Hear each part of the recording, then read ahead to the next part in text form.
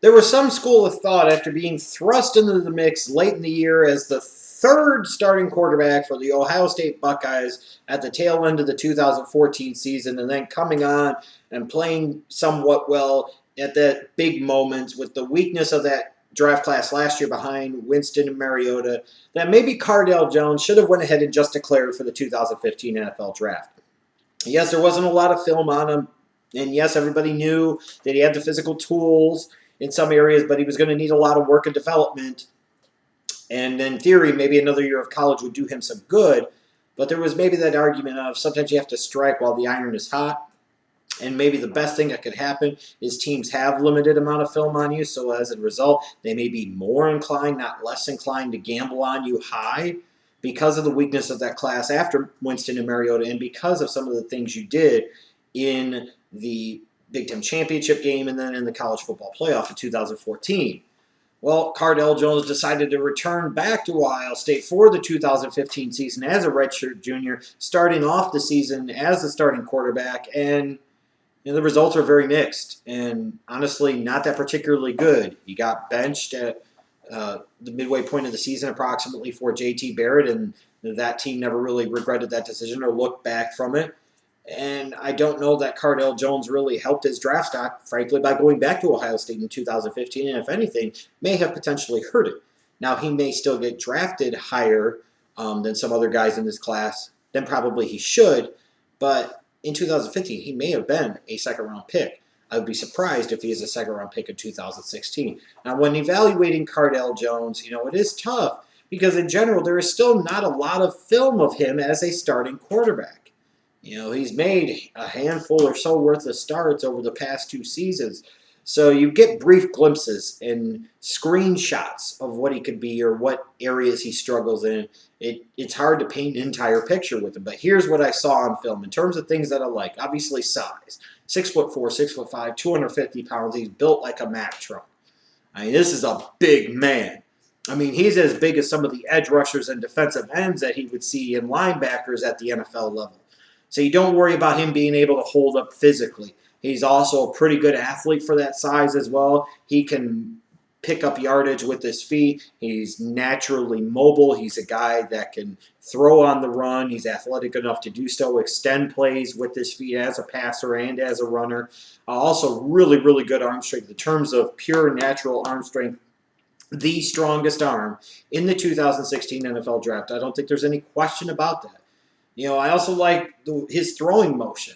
I thought his throwing motion was going to be very elongated and very much a windup, similar to what Cam Newton has. And it wasn't. It was kind of short and it was kind of quick. It was shorter and quicker than I anticipated it being the more that I watched it on film with it, which, if anything, only accentuates the natural arm strength that he has, which is a good trait. And I also like his physical toughness, too. Here's a dude that I saw was willing to take contact. He was willing to get hit. He was willing to dish out some punishment. He played up to his size. It's one thing to be a big quarterback. It's another thing to be a big quarterback and play like you are a big quarterback. So when you look at those traits, and I look at him with that big game experience, that championship experience, teams like those guys that led their teams to championships in adverse situations, and that's what he did with the Buckeyes. He stepped up with little preparation, and that is going to help him, as it should, because I don't think it was spectacular at that tail end of 2014. He really wasn't if you go back and watch the film, but he made enough plays, and he got the job done, and he stepped in where a lot of other quarterbacks with those similar tools would flounder. He didn't. He survived, and some may argue the team thrived with them, and he led them to a championship, and that's got to mean something. You're looking for winners. You're looking for guys that have been successful. Cardale Jones has been successful at the college level. He helped lead his team to a national championship. It doesn't get much more successful than that. While he might not have the overall statistics and this and that of other quarterback prospects in this draft, in terms of the things that maybe matter the most, he's got that championship ring. He was the starter. He beat Alabama. He beat Oregon. He beat Marcus Mariota on the road to the national championship in 2014. So the strengths are very evident. They're obvious, and they're there, and they're very big strengths. It's just as you watch him on film, you see there are a lot of flaws and a lot of question marks and a lot of weaknesses. He's going to need a lot of work. He's not very patient in the pocket.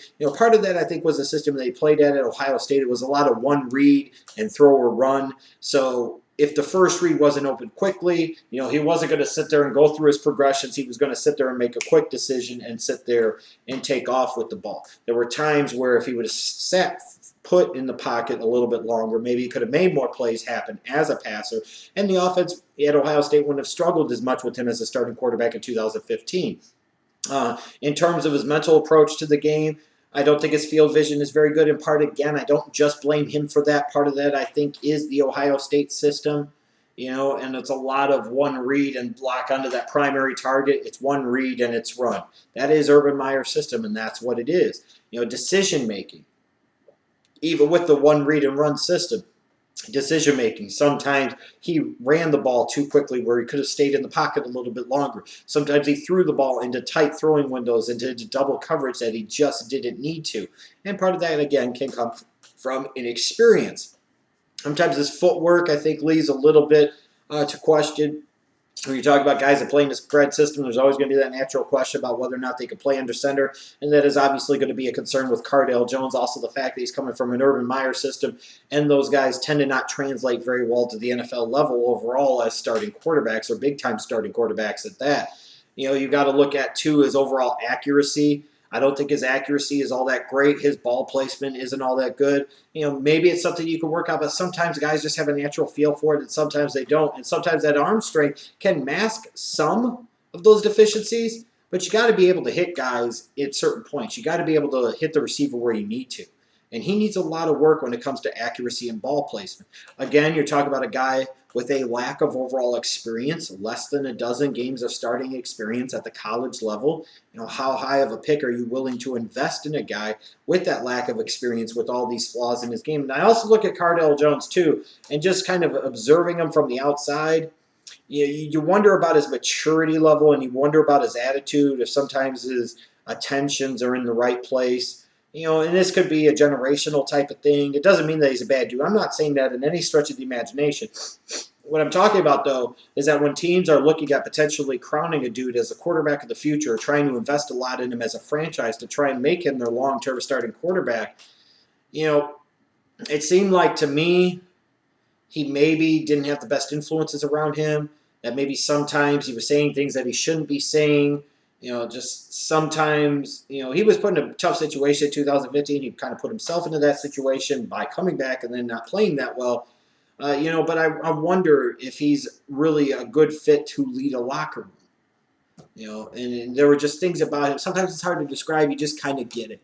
Now, I know the natural comparison for many people is because he's a big, strong-arm, black mobile quarterback, is that he's going to be Cam Newton.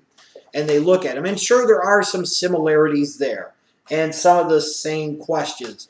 But I think Cam Newton was more polished as a passer than people remember him for at 2010 at Auburn because he ran the ball so much. But Cam Newton made some big-time special throws, and he could really, really rope the ball. And he could fit it into those tight windows 30, 35, 40 yards down the field at times. And I just don't see that same capability out of Cardale Jones to make that big-time special, spectacular throw that Cam Newton did.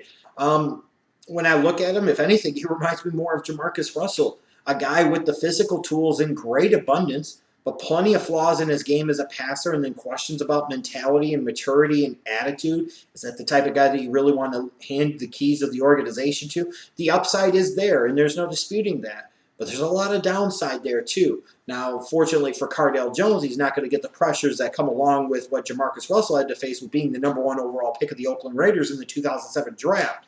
So Cardale Jones could fly a little bit more under the radar, and teams can afford to be more patient with him and work through some of those areas and hope he can get better, improve, and figure it out.